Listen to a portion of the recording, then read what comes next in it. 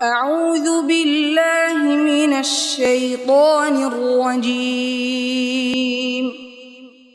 بسم الله الرحمن الرحيم এবার বিশ্বের ৭৪টি দেশের হাফেজদের পেছনে ফেলে কুয়েতে অনুষ্ঠিত ১৩তম আন্তর্জাতিক হিফজুল কোরআন প্রতিযোগিতা ২০২৪-এ প্রথম স্থান অর্জন করেছেন বাংলাদেশের কৃতি সন্তান হাফেজ আনাস মাহমুদ।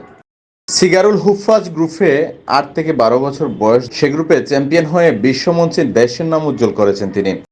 মঙ্গলবার স্থানীয় সময় মাগরিবের পর কুয়েতের ক্রাউন প্লাজায় আয়োজিত এ প্রতিযোগিতায় ফলাফল ঘোষণা করা হয়। গত ১৪ নভেম্বর থেকে শুরু হয় প্রতিযোগিতায় ৩টি গ্রুপে অংশ নেন বাংলাদেশের প্রতিযোগীরা।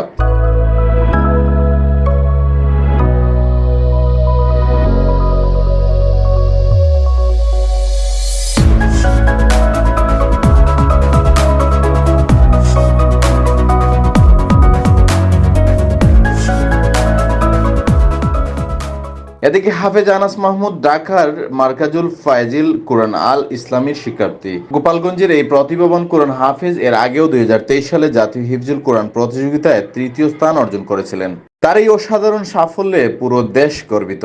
এ প্রতিযোগিতায় কেরাত গ্রুপেও বাংলাদেশ উজ্জ্বল সাফল্য অর্জন করেছেন। أعوذ بالله من الشيطان الرجيم بسم الله الرحمن الرحيم দেশের উদীয়মান কারি আবু জাফর গিফারি কেরাত গ্রুপে ৩য় স্থান অর্জন করেছেন।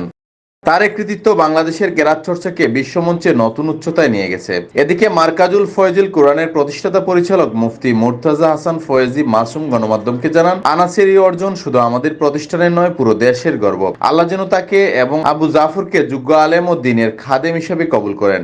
সবার কাছে তাদের জন্য দোয়া কামনা করছি।